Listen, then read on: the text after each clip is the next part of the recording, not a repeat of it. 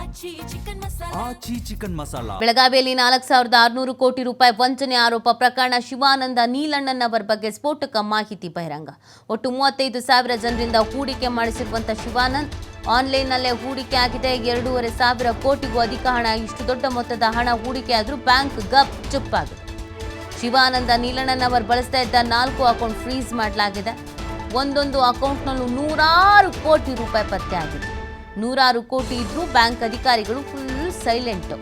IT ಗಮನಕ್ಕೆ ತರದ bank ಅಧಿಕಾರಿಗಳ ನಡೆಯ ಬಗ್ಗೆ ಇದೀಗ ಅನುಮಾನ ಹುಟ್ಕೊಳ್ತಾ ಇದೆ. 4 ಅಕೌಂಟ್ಗಳಲ್ಲಿ ನಿತ್ಯ ಲಕ್ಷಾಂತರ ರೂಪಾಯಿ ಜಮೆ ಆಗ್ತಾ ಇತ್ತು.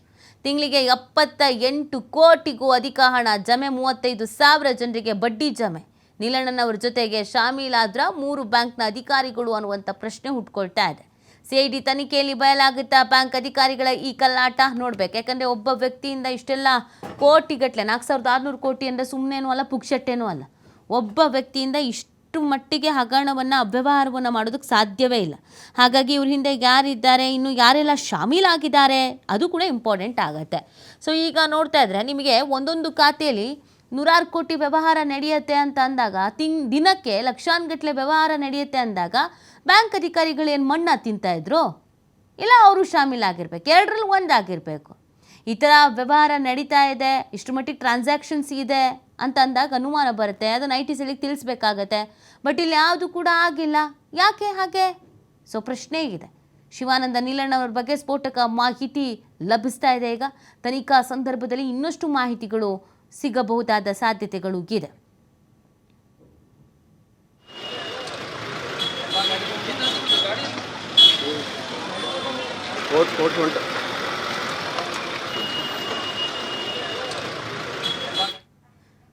ಬೆಳಗಾವಿಯಲ್ಲಿ 4,600 ಕೋಟಿ ವಂಚನೆ ಆರೋಪ ಪ್ರಕರಣ ಹಸ್ತಾಂತರದ ಬಗ್ಗೆ ಬೆಳಗಾವಿ ಪೊಲೀಸರು ಮಹತ್ವದ ಸಭೆ.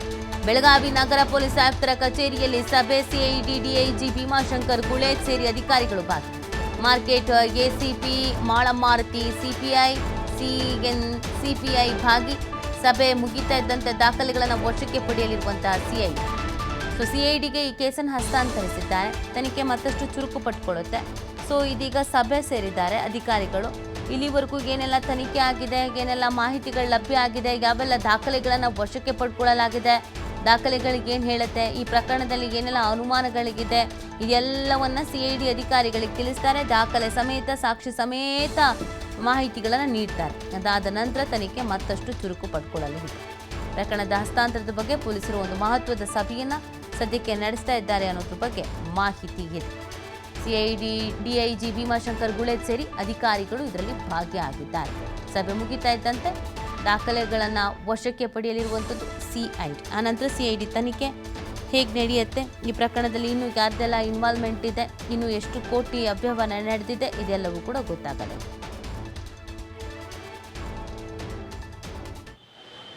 ಈ ಬಗ್ಗೆ ಮಾಹಿತಿ ನೀಡ್ತಾರೆ ನಮ್ಮ ಪ್ರತಿನಿಧಿ ಶ್ರೀಧರ್. ಬೆಳಗಾವಿಯಿಂದ ಲೈವ್ನಲ್ಲಿ ಜಾಯ್ನ್ ಆಗ್ತಾ ಇದ್ದಾರೆ. ಶ್ರೀಧರ್, ಈ ಪ್ರಕರಣ ಬೆಳಕಿಗೆ ಬಂದಾಗಿಂದ ಇದ್ದಿದ್ದ ಪ್ರಶ್ನೆ ಇಷ್ಟೇನೆ. ನಿಮಗೆ ಸಾವಿರಾರು ಕೋಟಿ, 4,600 ಕೋಟಿ ಅಲ್ಲಿ ವ್ಯವಹಾರ ನಡೆದಿದೆ, ಅವ್ಯವಹಾರ ಆಗಿದೆ ಅಂತ ಬಂದಾಗ ಒಬ್ಬ ವ್ಯಕ್ತಿಯಿಂದ ಇದೆಲ್ಲ ಸಾಧ್ಯನಾ? ಇನ್ನೂ ಯಾರಾದರೂ ಇದರಲ್ಲಿ ಶಾಮೀಲಾಗಿರ್ಬೋದಾ? ದೊಡ್ಡವರ ಕೈವಾಡ ಇರ್ಬೋದಾ ಅಂತ. ಸೊ ಈಗ ಸದ್ಯಕ್ಕೆ ಪ್ರಶ್ನೆ, ಬ್ಯಾಂಕ್ ಅಧಿಕಾರಿಗಳ ಗಮನಕ್ಕೆ ಬಂದಿದ್ರು, ಯಾಕೆ ಸೈಲೆಂಟ್ ಆಗಿದ್ರು? ಐಟಿ ಇಲಾಖೆಗೆ ಯಾಕೆ ತಿಳಿಸಿರಲಿಲ್ಲ ಏನೇನು ಅವ್ಯವಹಾರ ನಡೆದಿದೆ ಅಂತ?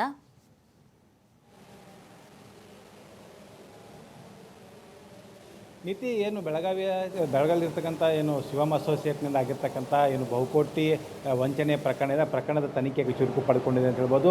ನಿನ್ನೆ ಅಷ್ಟೇ ಏನು ಮಾಳಮಾರುತಿ ಪೊಲೀಸರು ಇಡೀ ದಿನ ಏನು ಶುಭಮ್ ಕಚೇರಿಯಲ್ಲಿ ಸಾಕಷ್ಟು ಒಂದು ಏನು ದಾಖಲೆಗಳನ್ನು ಪರಿಶೀಲನೆ ಮಾಡಿದ್ರು. ಈ ಸಂದರ್ಭದಲ್ಲಿ ಬಾಂಡ್ ಆಗಿರ್ಬೋದು, ಚೆಕ್ಗಳಾಗಿರ್ಬೋದು, ಅದ್ರ ಜೊತೆಗೆ ಲ್ಯಾಪ್ಟಾಪ್ ಸೇರಿದಂತೆ ಅನೇಕ ಡಿಜಿಟಲ್ ಸೇರಿದಂತೆ ಕಾಗದ ಪತ್ರದ ದಾಖಲೆಗಳನ್ನು ವಶಪಡಿಸಿಕೊಂಡಿದ್ದಾರೆ.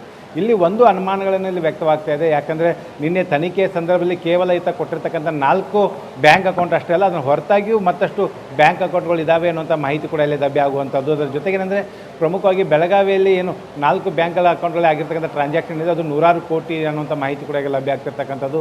ಹೀಗೆ ಸಾವಿರಾರು ಕೋಟಿ ರೂಪಾಯಿ ಏನು ಹಣ ಟ್ರಾನ್ಸಾಕ್ಷನ್ ಆಗಿದೆ ಅಂತ ಮಾಹಿತಿಯನ್ನು ಅಂದಾಜಿಸಲಾಗ್ತಾ ಇದೆ. ಯಾಕಂದರೆ 35,000 ಜನ ಹೂಡಿಕೆ ಮಾಡಿದ್ದಾರೆ ಅನ್ನೋಂಥ ಮಾತನ್ನು ಸ್ವತಃ ಒಂದು ಏನು ಶಿವಾನಂದ್ ನಿಲ್ಲನ್ನವರ್ ಈ ಒಂದು ತನಿಖೆ ಸಂದರ್ಭದಲ್ಲಿ ಬಾಯ್ಬಿಟ್ಟಿರ್ತಕ್ಕಂಥದ್ದು. ಹಾಗಾಗಿ ಒಬ್ಬರು 50ರಿಂದ 1 ಲಕ್ಷ, 5 ಲಕ್ಷ, 50 ಲಕ್ಷ ಈ ರೀತಿ ಹೂಡಿಕೆ ಮಾಡಿದ್ರಿಂದ 4,600 ಕೋಟಿವರೆಗೂ ಕೂಡ ಒಂದು ಟ್ರಾನ್ಸಾಕ್ಷನ್ ಆಗಿರಬಹುದು ಅನ್ನೋಂಥ ಒಂದು ಅಂದಾಜಿಸಲಾಗಿತ್ತು. ಆ ನಿಟ್ಟಿನಲ್ಲಿ ಇಷ್ಟು ದೊಡ್ಡ ಪ್ರಮಾಣದ ಹಣದ ವಹಿವಾಟು ನಡೆದಂಥ ಸಂದರ್ಭದಲ್ಲಿ ಬ್ಯಾಂಕ್ ಅಧಿಕಾರಿಗಳು, ಇಡಿ ಆಗಿರ್ಬೋದು, IT ಅಧಿಕಾರಿಗಳಿರ್ಬೋದು, ಇವರಿಗೆ ಏನಾದರೂ ಮಾಹಿತಿ ಕೊಟ್ಟಿದ್ರಾ ಅಥವಾ ಇಲ್ವಾ ಅನ್ನೋಂಥ ಅನುಮಾನಗಳು ವ್ಯಕ್ತವಾಗ್ತದೆ. ಯಾಕಂದರೆ ಇವೆಲ್ಲವೂ ಕೂಡ ಖಾಸಗಿ ಬ್ಯಾಂಕ್ಗಳು, ರಾಷ್ಟ್ರೀಕೃತ ಬ್ಯಾಂಕ್ಗಳಾಗಿರ್ತಕ್ಕಂಥ ಹಿನ್ನೆಲೆಯಲ್ಲಿ ಈ ಬ್ಯಾಂಕ್ಗಳು ಎಲ್ಲೋ ಒಂದು ಕಡೆ ಬ್ಯಾಂಕ್ ಅಧಿಕಾರಿಗಳು ಏನಾದರೂ ಮುಚ್ಚಿ ಹಾಕುವಂಥ ಪ್ರಯತ್ನಗಳು ನಡೀತಾ, ಅಥವಾ ಶಿವಾನಂದ್ ನಿಲ್ಲನ್ನವರು ಇದ್ದಾನೆ, ಈತ ಏನು ಕೇವಲ 4 ಅಕೌಂಟ್ ಅಷ್ಟೇ ಅಲ್ಲದೆ ಇನ್ನೂ 10 ಅಕೌಂಟ್ಗಳಲ್ಲಿ ಈ ರೀತಿ ಹಣದ ವರ್ಗಾವಣೆ ಮಾಡಿದ್ನ, ಆ ಹಣದ ವರ್ಗಾವಣೆ ಬೇರೆ ಬೇರೆ ಹೆಸರಿನಲ್ಲಿರ್ತಕ್ಕಂಥ ಖಾತೆಗಳ ಮೂಲಕ ಮಾಡಿದ್ನ ಅನ್ನೋಂಥ ಅನುಮಾನಗಳು ಕೂಡ ಈಗ ಪೊಲೀಸರ ತನಿಖೆಯಲ್ಲಿ ಈಗ ಪ್ರಾಥಮಿಕವಾಗಿ ಕಂಡು ಬಂದಿರತಕ್ಕಂಥದ್ದು. ಆ ನಿಟ್ಟಿನಲ್ಲಿ ಕೂಡ ಒಂದು ತನಿಖೆಯನ್ನು ಈಗ ಪೊಲೀಸರು ಮುಂದುವರಿಸಿದ್ದಾರೆ. ಇನ್ನೊಂದು ಕಡೆ ಏನಂದರೆ ಈ ವಂಚನೆ ಪ್ರಕರಣ ಸಂಬಂಧಪಟ್ಟಂತೆ ಈಗಾಗಲೇ ಏನು ಬೆಳಗಾವಿ ಪೊಲೀಸ್ ಆಯುಕ್ತ ಅಂತ ಭೂಷಣ್ ಬರ್ಸೆ ಮತ್ತು CID DG ಆಗಿರ್ತಕ್ಕಂಥ ಏನು ಡಾಕ್ಟರ್ ಭೀಮಾಶಂಕರ್ ಗುಳೇದ್ ಈಗಾಗಲೇ ಮಹತ್ವದ ಸಭೆಯನ್ನು ನಡೆಸಿದ್ದಾರೆ. ಬೆಳಗಾವಿಯ ಪೊಲೀಸ್ ಕಮಿಷನರ್ ಕಚೇರಿಯಲ್ಲಿ ಒಂದು ಸಭೆ ನಡೆಸಿರ್ತಕ್ಕಂಥದ್ದು.